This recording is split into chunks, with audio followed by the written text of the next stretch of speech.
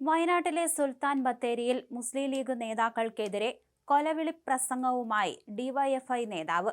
DYFI മുൻ ജില്ലാ treasurer Lijo ജോണിയാണ് കൊലവിളി പ്രസംഗം നടത്തിയത്. പ്രാദേശിക സംഘർഷത്തെ തുടർന്നുള്ള പ്രതിഷേധത്തിലാണ് സംഭവം. CPM പ്രവർത്തകരുടെ മേൽ കുതിര കയറാൻ വന്നാൽ മയ്യത്ത് കട്ടിലിന് കാല് പിടിക്കാൻ ആളെ ഏർപ്പാടാക്കിയിട്ട് വരണമെന്നും പട്ടിയെ അടിക്കുന്നത് പോലെയാണ് CPM പ്രവർത്തകർ ലീഗുകാരെ അടിച്ചോടിച്ചത് എന്നും ഭീഷണി പ്രസംഗത്തിൽ പറയുന്നു.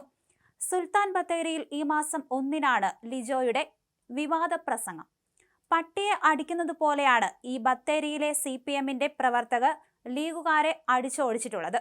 അതുകൊണ്ട് തൃപ്തിയായില്ല, വീണ്ടും ചൊറിയാൻ വന്നിരിക്കുകയാണ് 3-ാം മൈലിൽ. ഇതിവിടെ അവസാനിപ്പിച്ചോണം. ഇനിയെങ്ങാനും ഇത് തുടർന്നാൽ ഇവിടെ ഈ ലീഗിന്റെ പ്രവർത്തനത്തിന് നേതൃത്വം കൊടുക്കുന്ന ഷബീർ അഹമ്മദ് കുറിച്ചുവെച്ചു. ഇനി ഞങ്ങളുടെ പ്രവർത്തകർക്ക് നേരെ കുതിര കയറാൻ വന്നാൽ നിന്റെ മയ്യത്ത് കട്ടിലിന്റെ കാല് പിടിക്കാൻ വീട്ടിൽ ആളെ ഏർപ്പാടാക്കിയിട്ട് ബത്തേരി അങ്ങാടിയിലേക്ക് ഇറങ്ങിയാൽ മതി.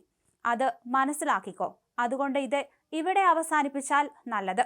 അതല്ലെങ്കിൽ ശക്തമായിട്ട് ഞങ്ങൾ തിരിച്ചടിക്കും, ലിജോ ജോണി പറഞ്ഞു.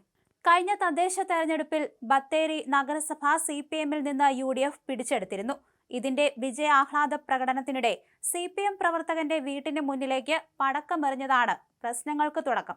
ഇതിനെ ചൊല്ലി അന്ന് വൈകുന്നേരം CPM പ്രവർത്തകരും UDF പ്രവർത്തകരും തമ്മിൽ നടന്ന സംഘർഷത്തിൽ പലർക്കും പരിക്ക് പറ്റിയിരുന്നു. ഈ കേസിൽ പലരും ജയിലിലായിരുന്നു. ജയിലിൽ നിന്ന് ഇറങ്ങിയ ശേഷമാണ് ലിജോ ജോണി കൊലവിളി പ്രസംഗം നടത്തിയത്. ലീഗ് നേതാക്കളുടെ കൈ തല്ലിയൊടിച്ചാണ് CPM നേതാക്കൾ ജയിലിൽ പോയതെന്നും ആരും പിന്തിരിഞ്ഞ് ഓടിയില്ലെന്നും ലിജോ ജോണി പറയുന്നു. എന്തായാലും വിവാദ പ്രസംഗത്തിനെതിരെ നിയമ നടപടി സ്വീകരിക്കാനുള്ള നീക്കത്തിലാണ് UDF നേതൃത്വം.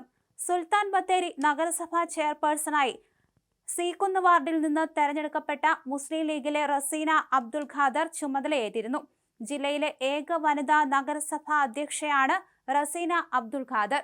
വൈസ് ചെയർമാനായി ചേരൂർക്കുന്ന് വാർഡിൽ നിന്നുള്ള കോൺഗ്രസ് കൗൺസിലർ MG ഇന്ദ്രജിത്തിനെ തെരഞ്ഞെടുത്തു.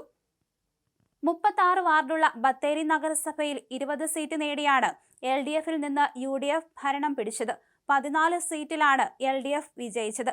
1 സീറ്റിൽ BJPയും 1 സീറ്റിൽ സ്വതന്ത്രനും ജയിച്ചു. ചെയർപേഴ്സൺ സ്ഥാനം ചൊല്ലി ബത്തേരിയിൽ UDFൽ തർക്കമുണ്ടായെങ്കിലും ജില്ലാ UDF നേതൃത്വം നടത്തിയ ചർച്ചയ്ക്കൊടുവിൽ ആദ്യ 2.5 വർഷം ലീഗിന് നൽകാനെന്ന സമവായം ഉരുത്തിരിയുകയായിരുന്നു. DYFI മുൻ ജില്ലാ ട്രഷറർ ലിജോ ജോണിയാണ് കൊലവിളി പ്രസംഗം നടത്തിയത്. പ്രാദേശിക സംഘർഷത്തെ തുടർന്നുള്ള പ്രതിഷേധത്തിലായിരുന്നു സംഭവമുണ്ടായത്.